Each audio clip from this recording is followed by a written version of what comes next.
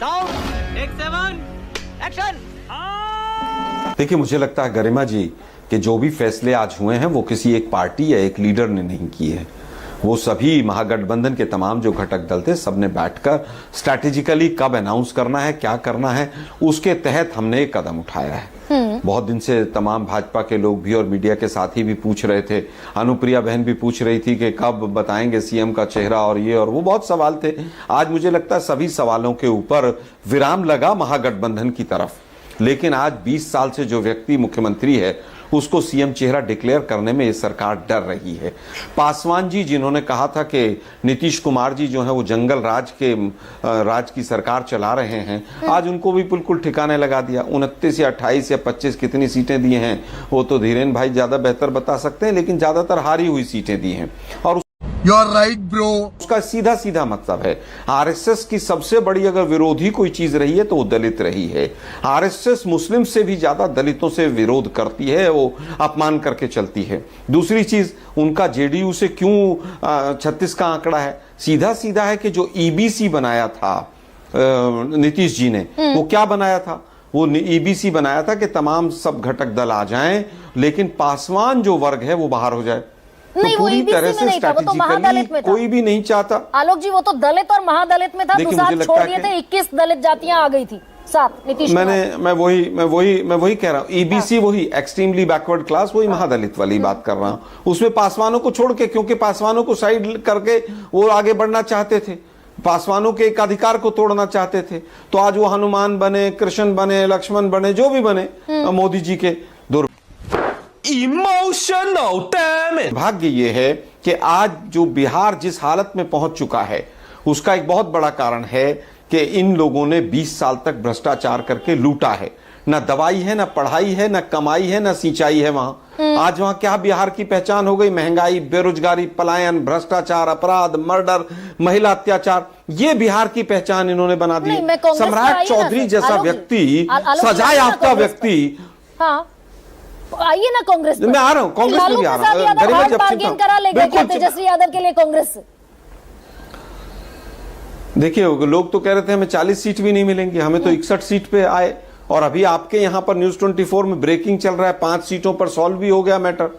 अभी और भी हो जाएगा। कहीं पर कोई दिक्कत नहीं है। लेकिन दुर्भाग्य यह है कि एनडीए में 3 दर्जन से ज्यादा बागी खड़े हैं। मीडिया के साथ ही इस बात को नहीं चला रहे। एक सही पकड़े हैं। बागी को अमित शाह जी ने, हमारे पास सूत्र बता रहे हैं, फोन किया। बागी ने कहा कि मैं आपकी इससे ज्यादा लंबी मैं जो है राजनीति कर चुका हूं, मुझे शिक्षा मत दीजिए। ये अमित शाह जी को जवाब मिला। अब इनकी क्या हालत हो गई है कि 10,000 रुपए रिश्वत दे दो। छठ पर मोदी जी अब दिल्ली की यमुना के किनारे जाने वाले, मैं पहले ही न्यूज 24 पे बता रहा हूं। छठ पर्व पे कहीं ना कहीं बिहार के लोगों को किस तरह से गुमराह किया जाए, दिल्ली के छठ घाट पर तैयारी चल रही है। आलोक जी, पूरा यूपी का पानी और हरियाणा का पानी रोक के। नहीं, मैं आपको वापस बिहार पर लाती हूँ और बहुत एहतराम के साथ। आलोक शर्मा, ये बता दें भाई, आज महागठबंधन की एकजुटता, देखिए इतना बड़ा ऐलान होना था, राहुल गांधी को होना चाहिए था ना, instead of Ashok Gehlot. Good question, you are a good question. मुझे लगता है कि आज ओबीसी की तरफ से डिक्लेयर हो गया है।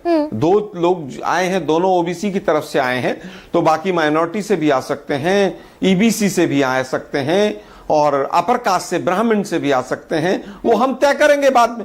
अच्छा, लेकिन दुर्भाग्य यह है कि जो 20 साल से व्यक्ति मुख्यमंत्री था। आलोक जी,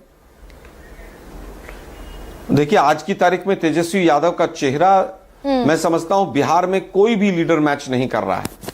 आज हालत यह है कि धर्मेंद्र प्रधान, चिराग पासवान और नीतीश जी, इन तीनों की प्रेस कॉन्फ्रेंस करा दीजिए, चुनाव का पता चल जाएगा किस तरफ जा रहा है। तीनों एक दूसरे को फूटी आंख नहीं देखना चाह रहे हैं। अच्छा, चिराग जी तो कह ही रहे मुझे निपटा दिया, और नीतीश जी को निपटा दिया ललन कुमार उर्फ राजीव रंजन ने, भागलपुर वाले जो है उन्होंने बिल्कुल निपटा दिया। वो अमित शाह जी से मिल गए। अच्छा, तो वहां तो 2 फाड़ हुए पड़े। वहां 2 जदयू बन गई हैं। एक ललन सिंह जी वाली जदयू है, एक नीतीश जी वाली है। क्या बोला तूने? किसी को अपना ही नहीं पता मैं कहां हूं। तो दिक्कत ये हो गई कि जदयू को तो निपटा दिया, झांसे में रख के निपटा दिया, जिस तरह से इन्होंने अकाली दल को निपटाया, शिवसेना को निपटाया, कुछ कांग्रेसी लीडर गए उनको भी निपटा रखा है। तो मुझे लगता है कि आज जदयू तो निपटा ही दिया, निपटाने के तो मास्टर हैं आरएसएस वाले। अब लेकिन कोई अगर हम 61 सीटों पर चुनाव लड़ रहे हैं, हाँ। और वहां पर वो आरजेडी 143 पे लड़ रही है, हाँ। तो आप गैप देख लीजिए ना किसका क्या होगा। अच्छा ठीक, ये हमारी स्ट्रेटेजी है, किसको फेस बना के चलना है। तेजस्वी यादव हमने आपके लिए सही बड़ा समय पर चेहरा सही है, चीज को आलोक डिक्लेयर किया है। ठीक है आलोक जी सही पकड़े हैं। का भाई, आज तो आप सोच रही हैं कि कोई सवाल बनता ही नहीं है, आज तो आपने हेड ऑन ले लिया, एक तरीके से एज ले लिया एनडीए पर। लेकिन मैं ये पूछ रही हूं, कैसा गठबंधन है ये जिसमें सिर्फ चेहरा तेजस्वी यादव का है? देखिए, आज तो मुख्यमंत्री की घोषणा होनी थी, तेजस्वी जी पीछे नजर आए, पर सवाल कौन उठा रहा है? पोस्टर तो रविशंकर जी कर रहे थे। अब उनके लिए पोस्टर इंपॉर्टेंट हो जाता है जो सिर्फ पोस्टर पर ही रहते हैं। जैसे प्रधानमंत्री जी सिर्फ पोस्टर पर ही नजर आते हैं, चाहे 5 किलो अनाज का पैकेट हो या फिर शौचालय का दरवाजा हो, कहीं इनॉग्रेशन करना हो, हर जगह मोदी जी पोस्टर पर नजर आते हैं। He has become a poster boy, not a prime minister of this nation. तो इनको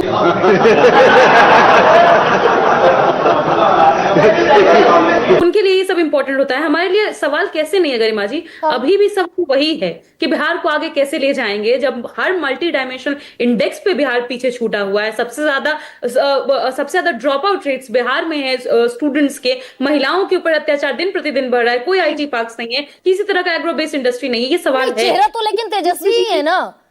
मैं तो बहुत जेन्युइन सवाल ये पूछ रही हूँ भाई। 4-5 चेहरे तो आगे की कतार में बैठे थे। उप मुख्यमंत्री मुकेश सहनी आपके होंगे, उनका चेहरा नहीं। राहुल गांधी के साथ शाना बशाना तेजस्वी यादव घूमते हुए दिखे, उनका चेहरा नहीं।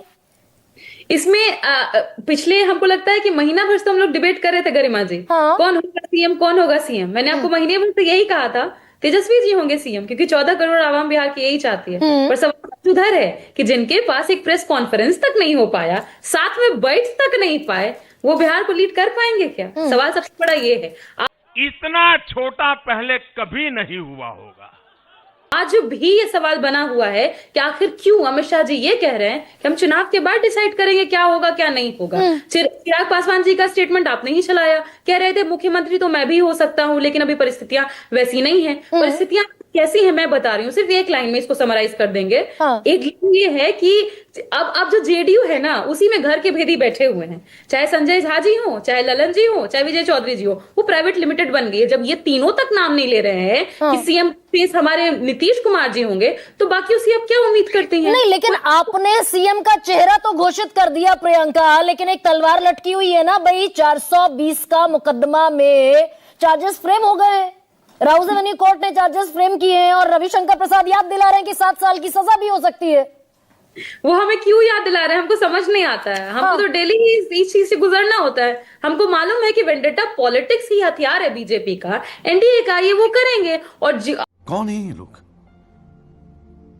कहां से आते हैं? अभी आप खुद ही देख लीजिए ना, लिस्ट एक शामिल हुई है बीजेपी में, और हमारे पार्टी से 1-2 लोग गए हैं। जो गए हैं वो सीबीआई कोर्ट से, एक तरह से कहूं तो उनपे आरोप तय हो गया था, ऐसे ऐसे लोग गए हैं और इसीलिए गए हैं। तो वो शुद्ध नाम बताइए ना, कौन है प्रियंका? नाम बताइए कौन है? अनिल साहनी जी हैं, स्टार प्रचारक की लिस्ट में भी आवाज तेज कीजिए जरा प्रियंका की। हाँ, वो शामिल हुए हैं, तो ये लोग बहुत खुश हो रहे हैं। तो यही मैं कह रही हूँ कि अगर हमारा बीजेपी के साथ में अलायंस हो जाए, जो कि इस जन्म में तो संभव नहीं है, तो हम लोग भी बहुत बढ़िया हो जाएंगे। पर हमारे पास इंटरनेशनल वॉशिंग मशीन है नहीं, जो उनके पास है। तालिबान को भी शुद्ध कर देता है, दाऊद आए उसको भी शुद्ध कर देंगे। ये शुद्धिकरण का औजार हमारे पास नहीं है। होता समझ रहे हो आप, समझ रहे हो? तो हम क्या ही बात होती। पर बात यह है कि ये जो इनको करना है करते रहे। हमारे लिए फोकस बिहार है।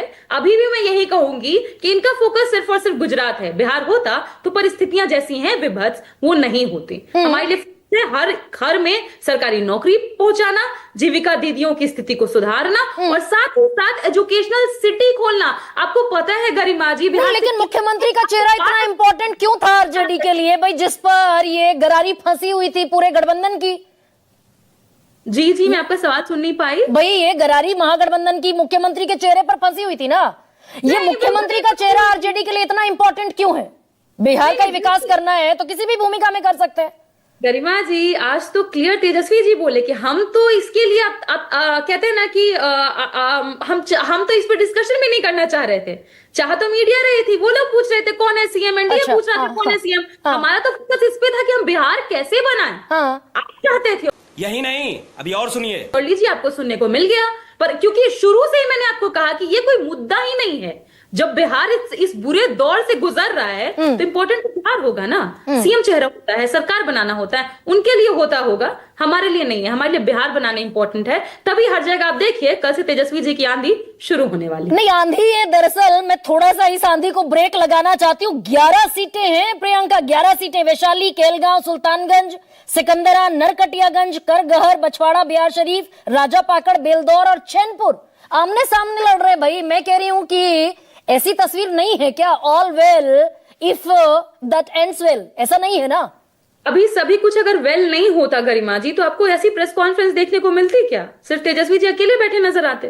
पर हमारे सारे घटक दलों के जितने भी बड़े लीडर्स हैं सब वहां पर मौजूद थे। और हमने क्लियर कट सभी लोगों ने ही बोला कि हमको बिहार बनाना है, इसलिए तेजस्वी जी को मुख्यमंत्री बनाना है। और वो ओपन स्टेट लीडरशिप है। अशोक गहलोत जी ने कहा कि जितनी नौकरियां तेजस्वी जी ने दी कोई नहीं दे पाया। तो प्यारी समझ गई। बिहार को उन पर भरोसा है, बिहार के यूथ को भरोसा है। तो इसीलिए मैं कह रही हूँ कि बदलाव तो इस बार तय है, तेजस्वी सरकार तय है। भाई नंदलाला वो कह रहे हैं, चलिए एक हमारे तरफ से भी ले लीजिए। कब आप यो मोहन, अखियां पथराई गई। यहाँ तो मोहन आ ही नहीं रहे हैं, नीतीश कुमार जी नजर आ ही नहीं रहे हैं। सवाल तो इनसे पूछिए ना, एक प्रेस कॉन्फ्रेंस तक कब करेंगे? सीएम फेस तो अनाउंस करेंगे ही नहीं, इसलिए हम इस सवाल पे जाएंगे ही नहीं। क्योंकि मुख्यमंत्री जी खुद कह दिए थे पिछली बारी, आखिरी चुनाव है हमारा, खुद ही मान लिए थे, खुद ही हथियार डाल दिए थे। तो अमित शाह भी जी कह रहे हैं हाँ आखिरी चुनाव है उनका, अब तो मुख्यमंत्री ना बन पाएंगे नीतीश कुमार जी। और दूसरी बात की नीतीश कुमार जी स्वास्थ्य के तौर पर आप देखिए तो कमजोर हो चुके हैं। वरना जिस तरह की भाषा सम्राट चौधरी जी इस्तेमाल कर रहे हैं, अगर वो सही में पुराने वाले नीतीश कुमार जी होते तो सम्राट जी का जो मुरट्ठा खुलवाए थे नीतीश जी, सिर्फ मुरट्ठा नहीं खुलवाते, उनको मुर्गा भी बनाते। नहीं तो आप एक तरफ कहते हैं कि नीतीश कुमार अशक्त हो गए हैं, उनकी सेहत साथ उनका नहीं दे रही है। दूसरी तरफ कह रहे हैं कि बीजेपी उन्हें मुख्यमंत्री नहीं बनाएगी। इसीलिए तो क्योंकि उनको लग रहा है कि नीतीश जी के चेहरे पर अब किसी को भरोसा नहीं रह गया। और दूसरा कि उनके नेता हाईजैक हो चुके हैं। नीतीश जी हाईजैक हैं। वहां पे संजय जी झा जी क्या कर रहे हैं उनकी पार्टी में, कहां से वो आए हैं? ये तीनों लोग के मुंह से आप हमको बाइट दिखवा दीजिए जहां पे तीनों लोग ही कह रहे हो कि हाँ नीतीश जी हमारे मुख्यमंत्री होंगे। जेडीयू अब नीतीश जी के कंट्रोल में है कहां? जेडीयू को तो कुछ बाहर से आए हुए लोग कंट्रोल कर रहे हैं। तो इसीलिए उनकी जो स्थिति हुई है उसके लिए तो मैं क्या ही कहूं, बस दुख होता है जब भी नीतीश कुमार जी को देखती हूं। इस कमजोर दरअसल ये सॉफ्ट कॉर्नर इसलिए भी है कि चुनाव के बाद भी जरूरत पड़ सकती है। किंग मेकर अभी भी नीतीश कुमार ही रहेंगे। नहीं गरिमा जी, इसको सॉफ्ट कॉर्नर नहीं, इसको ये कहिए कि हमारा सम्मान है नीतीश जी के लिए। और हम हमारे सम्मान है। मुझे क्रेडिट नहीं चाहिए। थोड़ा सा अपडेट हो जाइए। मैंने अपने उनको भी कहा था, अभी धीरेन्द्र को भी, कि गूगल कर लीजिए कि कहां जेपी नड्डा ने कहा, गूगल ये कर लीजिए 5 सीटों पर नॉमिनेशन विड्रॉ कर लिया गया। अब एक सेकंड अभी रुकिए। प्रियदर्शी रंजन, ये चेहरे की जो फंसी थी महागठबंधन में, तेजस्वी यादव के चेहरे पर मोहर लग गई, इधर चेहरे पर असमंजस, कलह। प्रियदर्शी, ये चेहरा कितना बड़ा फैक्टर है चुनाव में? भाई नीतीश कुमार पर एक कंसेंसस बनाने की जरूरत नहीं है, ये रोहन गुप्ता कह रहे हैं। जो आपका सबसे बड़ा चेहरा उसी को आपने डिक्लेयर नहीं किया। हाँ, मुझे लगता है कि देखिए एनडीए इस मामले में पिछड़ती हुई नजर आ रही है। चेहरा के मामले में जिस तरीके से नीतीश कुमार के चेहरे पर विपक्ष सवाल खड़ा कर रहा है। हालांकि चुनाव एक एलिमेंट से तय नहीं होता है, सिर्फ चेहरे पर चुनाव नहीं होता है, बहुत सारी चीजें उसकी पीछे होती है। और चेहरा कौन है इससे भी तो चुनाव तय होता है ना। अरे देवा, ये गड़बड़ है बाबा। प्रियदर्शी, एक बात ही बताइए जो मैं अमूमन सारे प्रवक्ताओं से पूछती हूँ। भाई 141 से घटकर सीटें रह गई जेडीयू की 101 पर जेडीयू चुनाव लड़ रही है, पहली बार हो रहा है। नीतीश कुमार को वो चेहरा घोषित करने को तैयार नहीं है। और ट्रैक रिकॉर्ड बीजेपी का, चाहे अकाली दल हो, चाहे शिवसेना हो, चाहे ओडिशा में अपना मुख्यमंत्री बनाना हो, चाहे विजय कुमार सिन्हा का बयान हो, क्या ये जिस चेहरे का एज लेने की कोशिश है नीतीश कुमार के तौर पर, उसी पर डेंट लगता दिखेगा क्या? भारतीय जनता पार्टी के भीतर एक छटपटाहट है कि अपना मुख्यमंत्री हो, क्योंकि कितने सालों से आपको जनता चुन रही है, वर्षों हो गए ना। 2005 में पहली बार भारतीय जनता पार्टी और जनता दल यूनाइटेड संयुक्त रूप से सरकार चलाने की स्थिति में पूर्ण रूप से आए थे। उसके बाद कभी ऐसा मौका भारतीय जनता पार्टी के पास नहीं आया कि मुख्यमंत्री बना ले जाए। मौका Emotional damage.